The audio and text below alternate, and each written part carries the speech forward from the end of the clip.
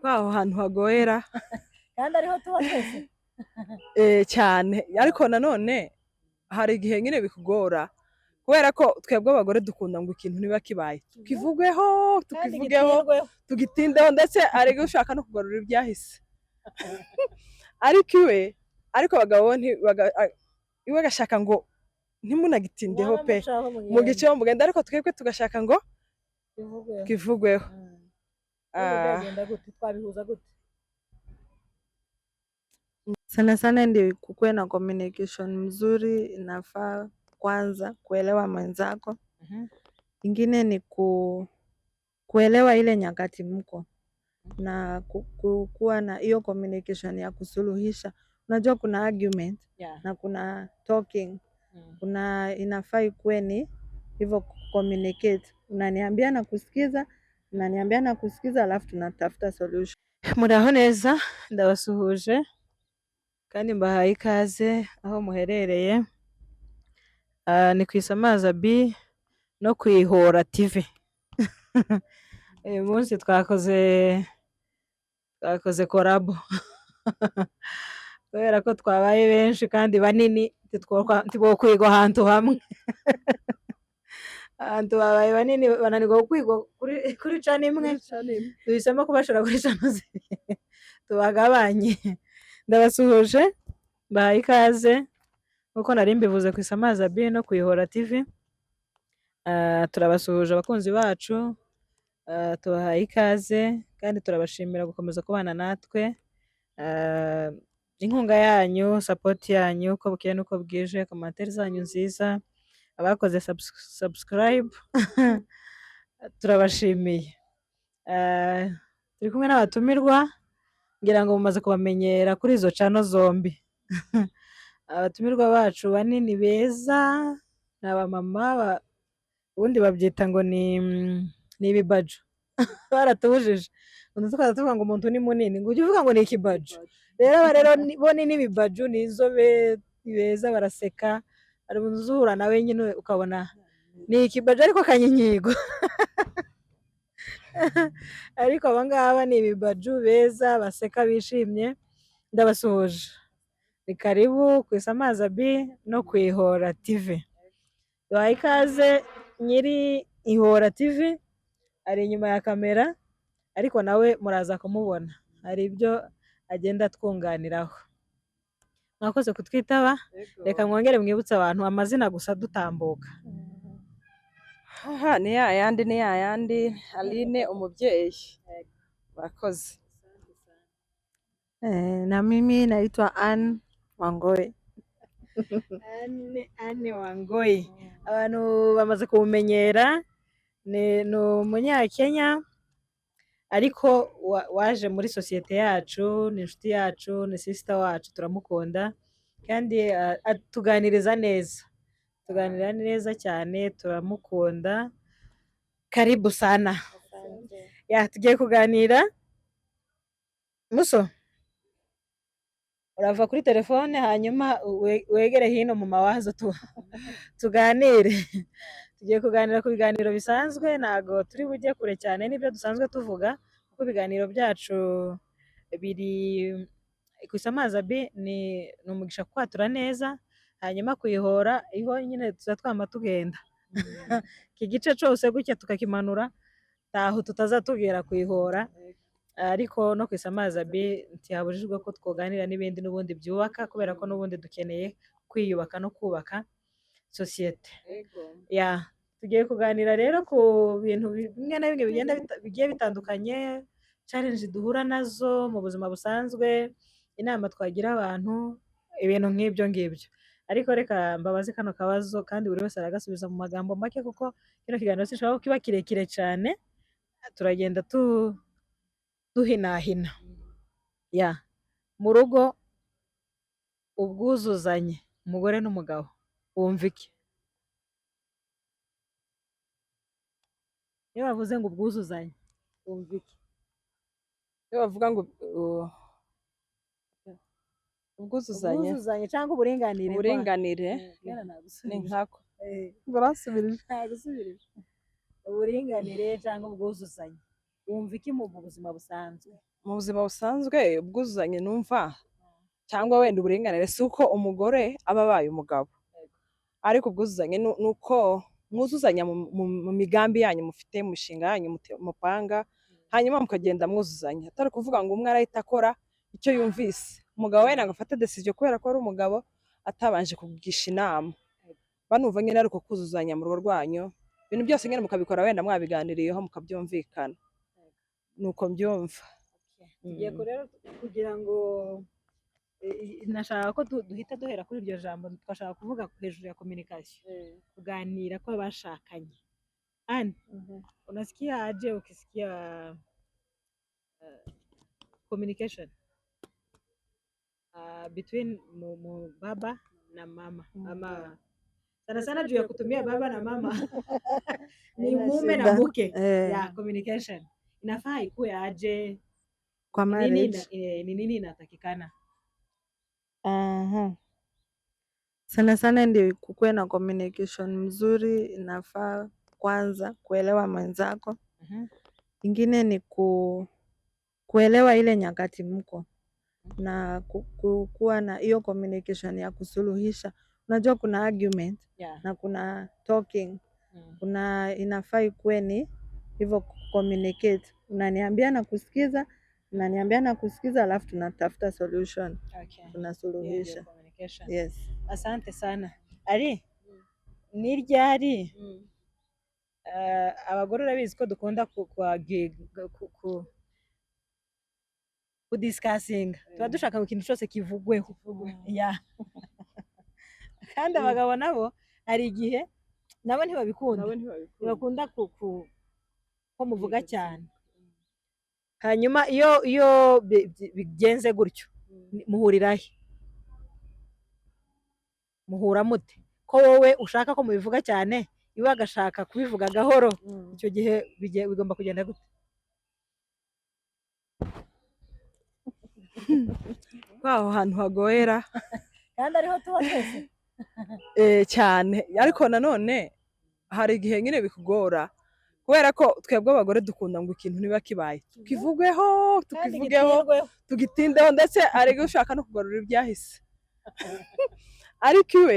ariko abagabo iwe agashaka ngo ntimunagitindeho pe, mu giceho mugenda, ariko twebwe tugashaka ngo kivugweho. Twabihuza gute? Njye ndumva rimwe na rimwe ko umugabo yajya areka akagira igihe nyine nawe akumva, ukividura akakumva pe, noneho nawe ukagira ngo uruhuke umutima. Wenda biba bikomeye, ni ukuri, ni akantu gato gusa wamusitayeho cyangwa yagusitayeho, ariko nyine ugashaka nyine ngo mubivuge bihagije, ariko abagabo ntabwo bajya babikunda. Ushaka kumva hagati aho uko mwohura, tumva nyine umugabo yaza kureka akakureka nyine ukividura ukividura akakumva, umuntu akareka urundi, akareka akakureka ukavuga, hanyuma twebwe iyo wibivuze biba birangiye, ni ukuri nta biba bishize. Ese ko waruvuze ngo hari igihe ushaka kugarura ibizashize? Niko duteye, kandi atari byiza nyine byahise biba byarahise, natwe nyine ako kadefu tugomba kukareka, tukikosora ibyahise ntitubigarure, ariko nyine n'umugabo nyine bakatwumva tukividura, nta iyo twe biba birangiye rwose. Buso egera hino, egera hino, turagushaka nk'abagabo, mutubwire impamvu uzamwanga kumva. Egera hino tubwire impamvu uzamwanga kumva ko dukeneye kuvuga kandi turemye mu maneno. Anne, kati ya marriage unajua kuna wamama tunapendanga kuongea, ndio tulikuwa tunasema tunapendanga tuongee. Kama kitu imekuwa natakanga niongee, nimwambie imekuwa hivi, kwanza imeanza hivi, ulifanya hivi, ukafanya hivi siku fulani. Sasa huyo mume naye hatakangi hiyo mambo mengi. Kwani mna communicate aje ikiwa imekuwa hivyo? Ni kama Hivyo Alina anasema wanafaa watuelewe venye tunafaa kuongea na kulia, watusikizange tu. Juu ukiona ukifika ni kuongea imekufika mahali inakukwaza. Wakuwe tu wanatusikiza, wanatupea muda na masikio. Ndio tukishamaliza hiyo discussion ama hiyo kuongea, tunakuwa tumepumzika kwa roho. Utakuwa umeridhika. Umeridhika, umesema kila kitu, yote mnaendelea mbele. Gira icyo tubwira. Mimi hiyo nimepinga.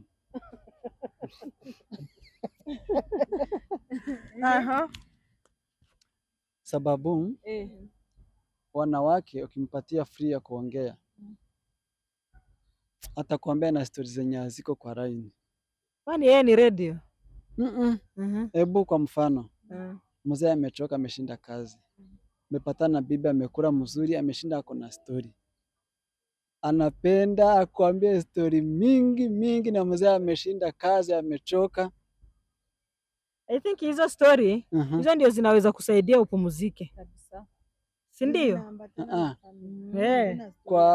Kwa muundo wa wanaume, mwanaume hapendangi kelele. Kwani maongezi ya mke wake ni kelele? Nyinyi mnakuangana too much. Ndapanze neza.